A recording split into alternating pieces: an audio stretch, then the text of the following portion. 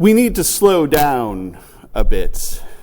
We need to get into the scene. There is a story about how once upon a time, long before the Romans arrived with their empire and their emperor, Israel was a great nation. At first, the Lord ruled Israel directly. When the people did what was right in the sight of the Lord and walked along the path of righteousness, they enjoyed peace and prosperity. And when the people strayed from the path, they suffered death and destruction. But the Lord would raise up a leader and deliver them from their oppression and bring them back to the path of righteousness, and they would enjoy peace and prosperity again. And then the people looked at the nations around them and saw that they had kings. So they asked the Lord for a king. And the Lord was not thrilled with the idea, but the Lord gave the people a king. And while there were some issues with the first one, the second one was great. There is a story about how once upon a time, long before the Romans came with their empire and their emperor, Israel was a great nation with a great king. Eventually it fell apart. The people strayed too far from the path of righteousness, and their kings strayed too far from the path of righteousness. And ever since then, it's been Assyrians and Babylonians and Romans. But there's this promise, there's this hope that a descendant of that great king will arise and restore Israel to its former glory. There's this promise, there's this hope that a descendant of that great king will arise and lift Israel to eternal glory. And that the Lord will make a feast of rich food and well-aged wines for all people. And that every knee will bow and every tongue will confess. And there are people who are saying that this Jesus is that descendant. There are people who are saying that this Jesus is the new king who will restore Israel and raise it to glory. And there are people who are saying that this Jesus is even greater than that. There are people who are saying that this Jesus is the Lord, who has come to rule the people directly, to make a feast of rich foods and well-aged wines for all people, and that every knee will bow and every tongue will confess. And the Romans do not like that, because they have one emperor whose name is Tiberius, who is the son of the divine Augustus. And the Jewish authorities do not like that because the Romans have soldiers and legions of soldiers, and they are without mercy.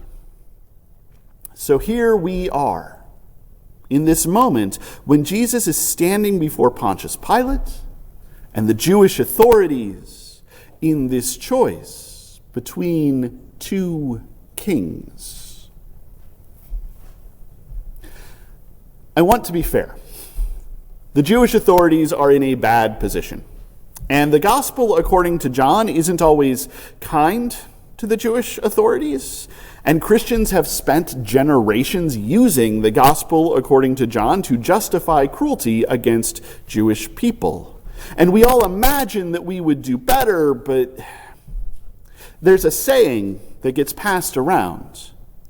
If you want to know what you would do in the face of slavery, or in the face of the Holocaust, or in the face of any other genocide, look around at everything that is happening in the world and look at what you're doing right now. Because the truth is, that most of us want to believe that we would stand up.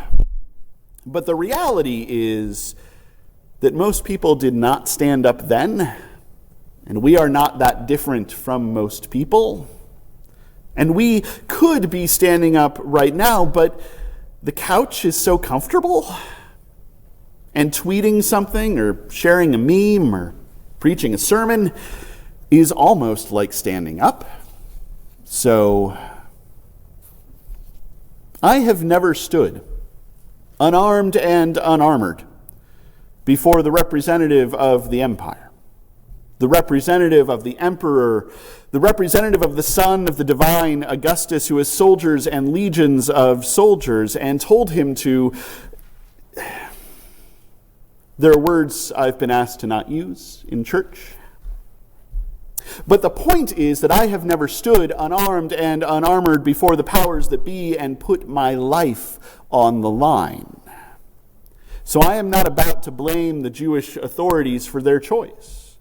I'm not about to blame the Jewish authorities for looking at this upstart preacher from Nazareth, of all places, and the representative of imperial power, and saying, "We have no king but the emperor, thank you very much, we'll see ourselves out." But the truth is that we are all standing in front of rows of kings. And some of them are offering power and privilege and prestige. And some of them are offering wealth and comfort. And some of them are offering not to hurt us or not to call us losers. And our monkey brains think that those are pretty much the same thing. And one of them is showing us this path that leads through the valley of the shadow of death. And he's telling us to pick up one of these crosses and drag it along behind us. And he's showing us the way to a tomb. And he's whispering a promise to us of a life that is wild and dangerous and full of grace, of a kingdom where there is no power but there is power, where there is no wealth but there is wealth, where there is no comfort, but there is comfort. The truth is that we are all standing in front of two kings, the world as it is and Christ. And in every moment of every day, Christ is asking us to choose. And the truth is that, look, that would be an easy choice if it was just about showing up for worship and singing "How Great Thou Art." It would be an easy choice if it was just about devotional bumper stickers and inspirational Facebook posts. It would be an easy choice if it was just about calling Christ Lord. If it was just about shouting, "Christ, you know I love you, didn't you see I waved?" And then living like most other people. But the truth is that it is a hard choice to make. Because it is at least a little bit more than we're comfortable with about standing up, unarmed and unarmored, in front of the powers of the world as it is, for Christ. The Christ who is the Word, who was in the beginning with God and who was God.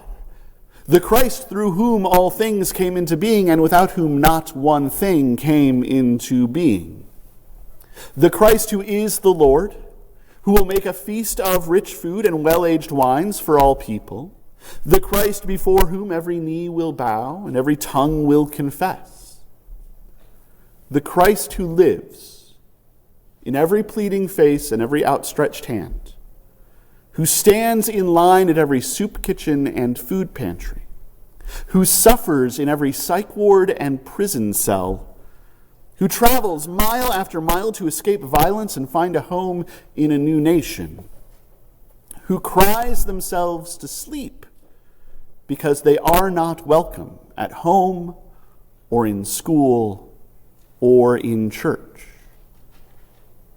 who walks through the valley of the shadow of death, dragging a cross behind him on his way to a tomb.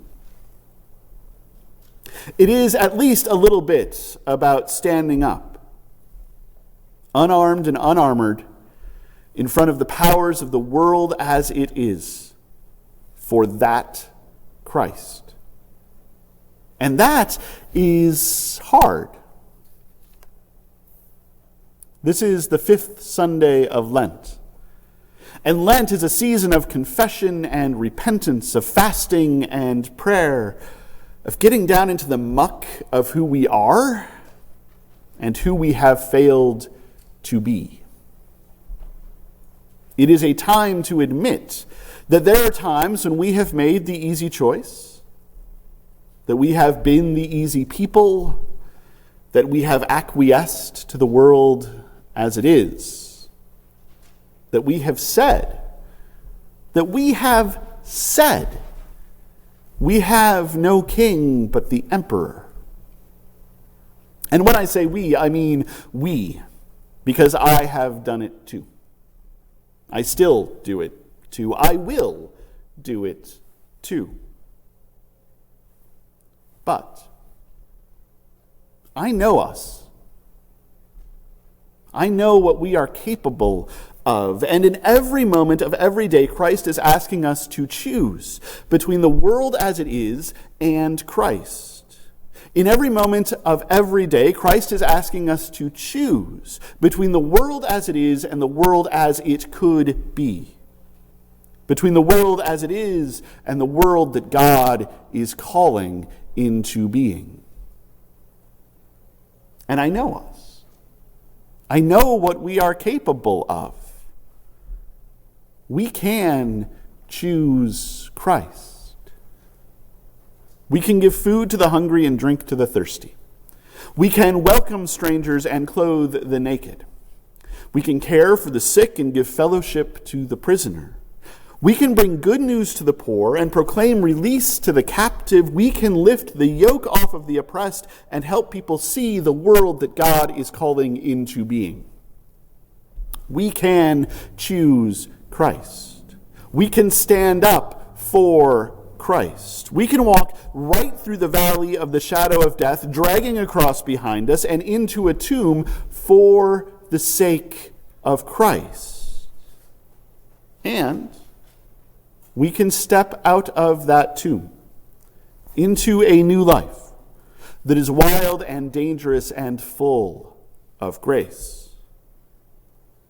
We can do the work of Easter. And that is good news.